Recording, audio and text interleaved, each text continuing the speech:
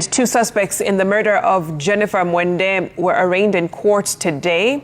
The two ladies, however, failed to take plea as they had not undergone a mental assessment. The judge ordered for their mental evaluation at Machakos Level 5 Hospital on the 18th of October. The accused, namely Evelyn Katumbu and Faith Ndemba. Welcome back, guys. I trust you've been staying safe.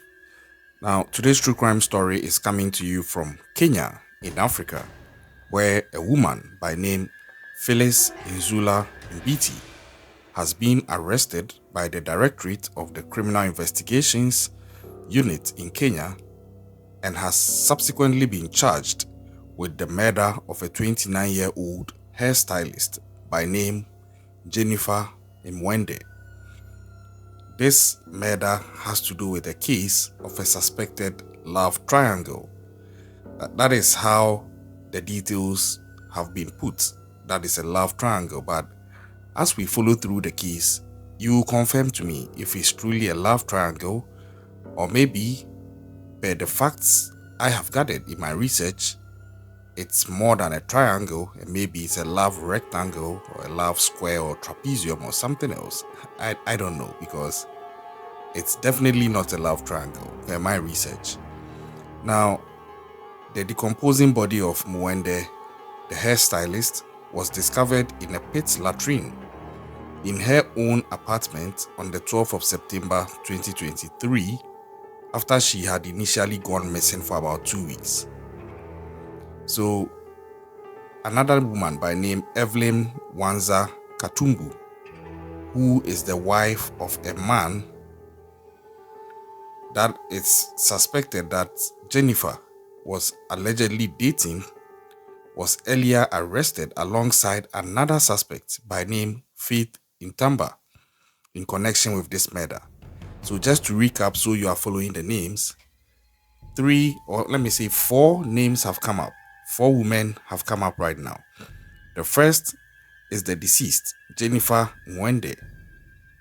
The second is Phyllis Nzula Mbiti, or let me just say Phyllis, who has recently been arrested as early or as late as September this year on the 12th.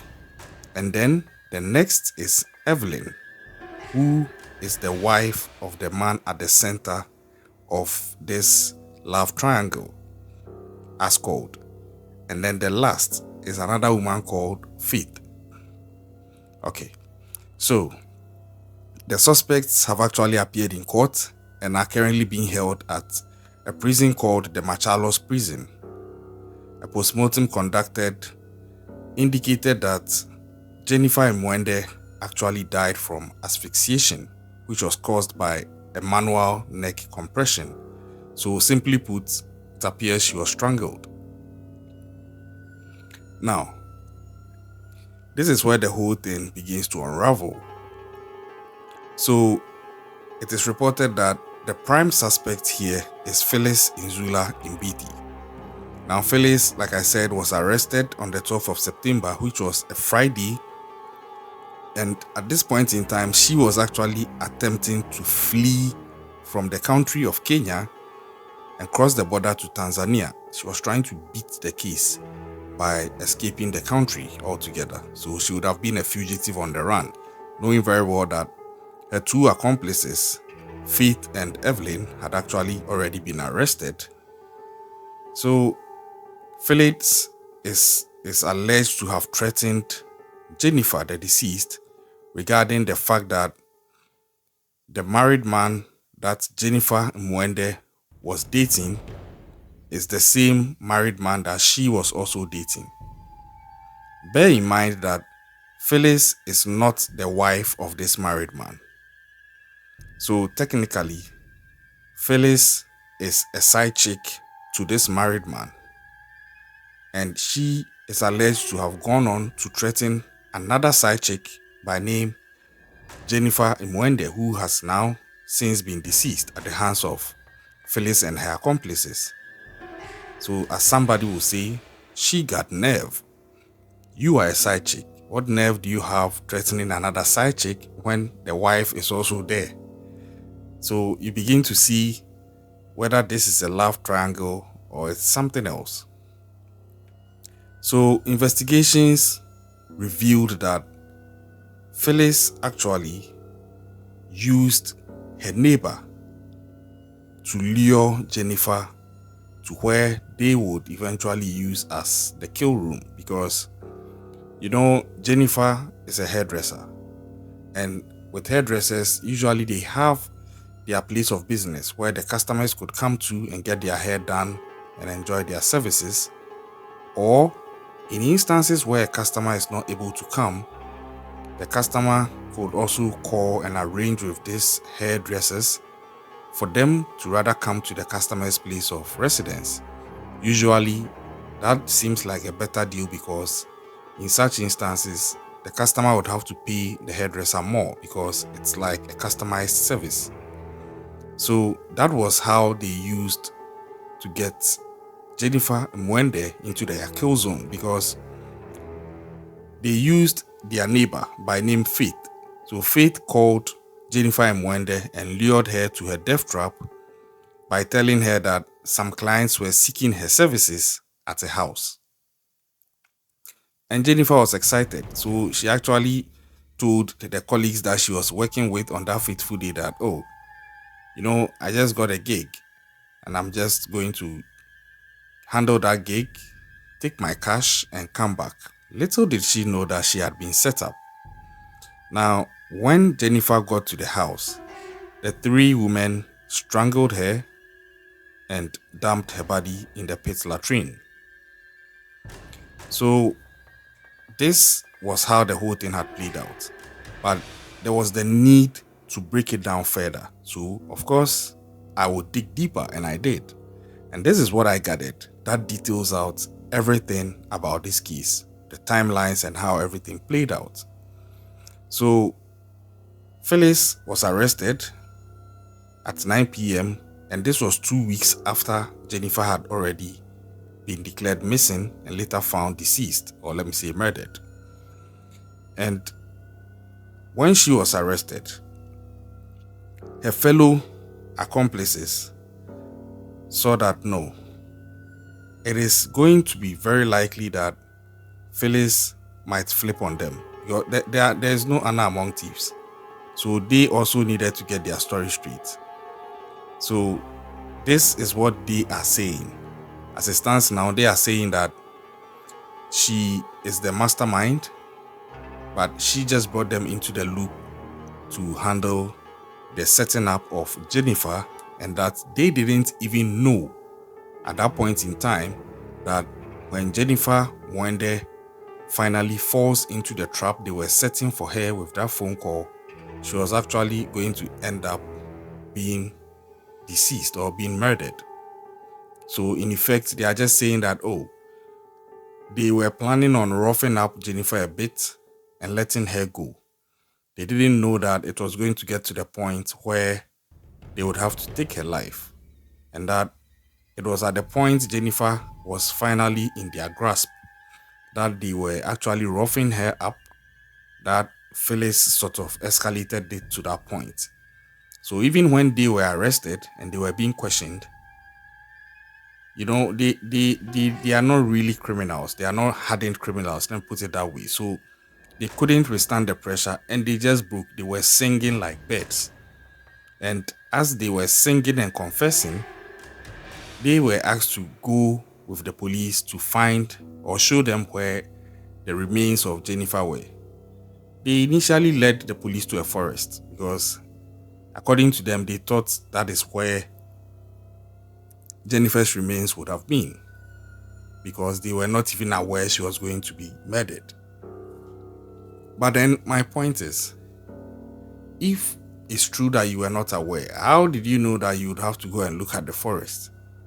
You should have just not known where to look. The fact that you knew where to look means that you were privy to something regarding her remains being dumped at the forest. Just that maybe there was a last minute change of plans and you didn't get the notice for one reason or the other.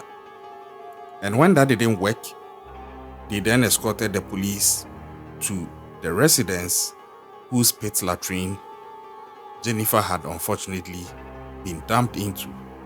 and the police eventually exhumed her.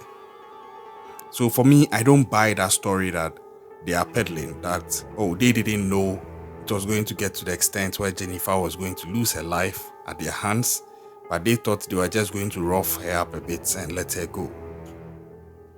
Some people are also of the view that maybe that could be true because it could have escalated so fast and they were just caught in the middle.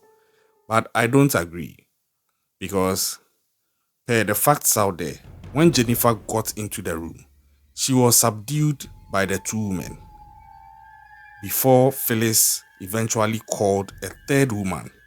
And that third woman was the wife of the man who Jennifer Mwende is accused of having an affair with. So the whole thing seems quite odd. Usually you would have the wife attacking a side chick. Although that's not right, that is the usual trend. But to have a wife teaming up with one side chick and a friend against a second side chick, I don't get it. And somebody would also ask, who at all is the man at the center of this issue? Now his name, according to reports, is Januaris Musau Muwa. And when I first saw this case and I was researching on it, I kept asking myself, what at all has this man got to have all these ladies fighting around him and even getting one of them to lose her life? Because it's obvious he's not rich. And I don't know, well, on the funny side, maybe he's good in bed. Because these are the only two things that comes to mind. Well, on the lighter side though. But I digress. Now, even with such an explanation, like I said, it wouldn't fly because once Jennifer Mwende got to the kill zone, she was subdued by the two men before Phyllis called that third woman, who then happens to be Evelyn, the wife of Januaris. Now, apparently, Evelyn had become protective because of what she suspected that her man was actually cheating with somebody. And there are reports also indicating that this suspicion initially was towards Phyllis. Mind you, Phyllis ended up conspiring with Evelyn, the wife, to eliminate Jennifer Mwende. So it means that earlier on, the wife, Evelyn, was actually suspecting Phyllis to be the one having an affair with her husband, according to some versions of reports out there. And that when she confronted Phyllis, Phyllis was afraid and she rather, in an effort to save herself, threw Jennifer Mwende under the bus by telling Evelyn, the wife, that no, I am not the one cheating with your husband, or I'm not the one your husband is cheating with or cheating on you with, but rather he's cheating on you with a woman called Jennifer Mwende, whom Phyllis knew that the man that she is dating, who is married, is also having another side chick by name Jennifer Mwende. So, simply put, it seems that Phyllis was a side chick, but she lied about it to the face of the wife of the man she was cheating with, and then she served up a second side chick she knew was also dating the same married man that she was dating, and that person happens to be Jennifer Mwende. And then, after doing that, to show her loyalty, she then plotted the luring of Jennifer Mwende to that kill zone, and the end was what we saw. Now, according to the report, after roughing her up and threatening her with death, should she be seen around the man again, Phyllis and Evelyn feared that Jennifer Mwende might report them to the police if they let her go, looking at the extent of damage they had done to her. So they therefore tied a bedsheet around her neck and applied force to just choke her out of air. And I think that this is just so heinous. And it's also been reported that whilst they were doing this, it was in the evening and there was a power outage. So they had darkness to their advantage. That explains how come they were able to move the body without anybody seeing, because it's even been reported that the original plan, note this, it's been reported that the original plan was to dispose of the remains of Jennifer and Mwende at the forest. That is the same forest that the two women, Faith and Evelyn, took the police to when they were arrested and confessed. That is how come I'm saying that I don't understand why they were trying to claim that they didn't know that Jennifer had been murdered, because they knew where the primary or the initially agreed place of dumping the body was. They knew. That is conspiracy to commit murder. So with my little layman's law, irrespective of the fact that they may not have physically partaken in the murder act itself, I think they are equally guilty because they facilitated everything. Phyllis is now being cited as the mastermind by Evelyn and Faith. But the question is, she was not even there in person. She joined on phone when the act was being done. So is she also going to be able to exonerate herself? Because she did not join. But then again, I think she will still be liable for conspiracy, at least, because she was on the phone and she partook in it.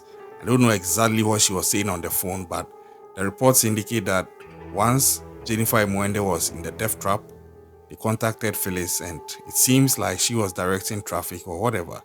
And I'm suspecting she may have moved in to join, because this is somebody that they had been looking for. They had been to her place of work a number of times, but they had just met her absence. So to finally get her in that trap, I don't think anything was worth more to Phyllis at that point in time than to leave and be there physically to deal with this person that they have been hunting for, literally. It is very unfortunate because as it stands now, it looks like the only person who are losing are these women. Why do I say this? It's obvious that January's is a cheat. It's very obvious that he's a cheat. So if that's the case, he's already cheating on his wife with at least two men that we know of per this case. I won't be surprised if there are more.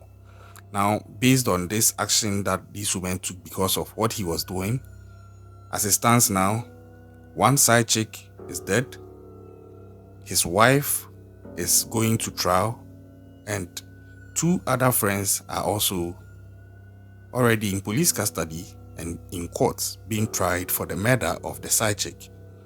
So it's very likely that all these three women who are still alive are going to end up in prison. And what will happen?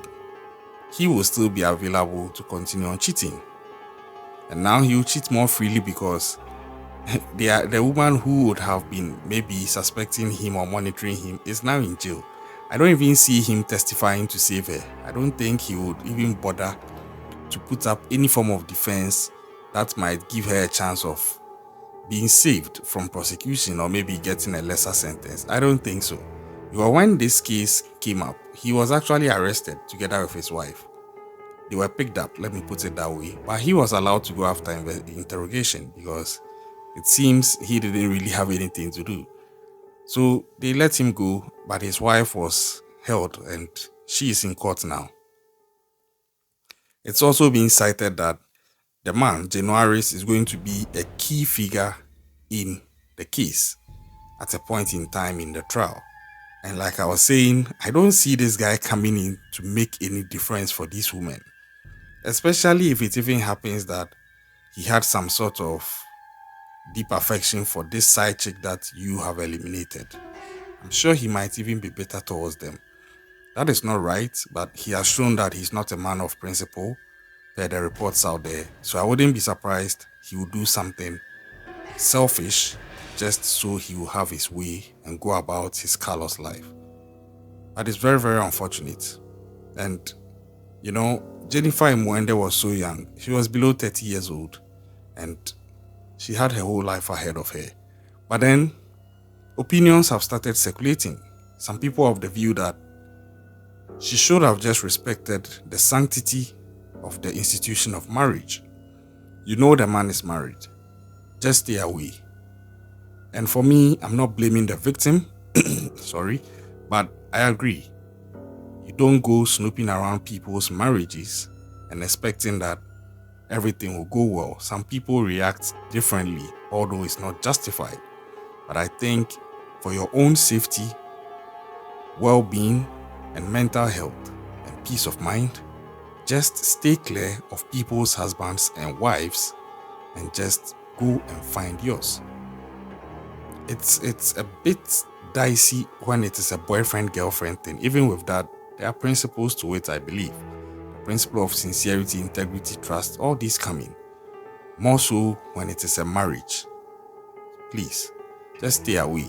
I saw a post where a lady was saying on social media that if the married man couldn't uphold his vows to his wife, she is not the one to blame as his side chick. And I think that is dumb, because in as much as that man may not be upholding his principles, you are also a human being. You are ethical.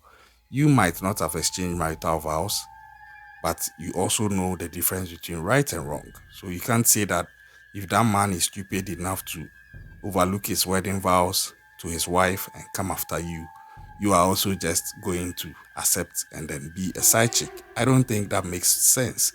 And if you go back through my channel videos, you realize that crimes of passion are really on the increase. It's like the oldest reason for murder, crime of passion. So I think that this is an advice to anyone watching this video. Please, be very careful out there. If you know the man is married, stay clear of his marriage. If you know the woman is married, stay clear of her marriage.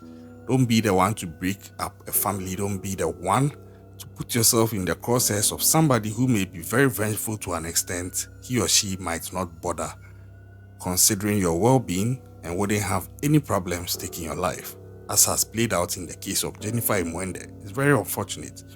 Imagine if she had focused on her business. She was a hairdresser and she was doing quite well. If she had focused on her business, worked hard to earn her money, and found her own man and built her own family, she may still be alive. That is not to blame her, but I think these are lessons we should learn. And I'm a bit angry that in all this, Januaris seems to have gotten away scot-free. I don't think it's fair, but I know karma will catch up with him if indeed he was actually having an affair with these two people and it has degenerated into all this. Reports I read and research I did didn't show that they had kids, but if they do have kids, you can imagine the trauma these kids are going through. There's more to life than just being selfish and going after your lust or your money, whether you are a side chick or the cheating spouse. Let's take a cue from this and prioritize what is important. Until then, I'm following these keys, bring you updates as and when they are due. Subscribe, turn on post notifications, share our videos, and help us hit 2,000 subscribers by end of 2023. Thank you. Keep an eye out and stay safe out there.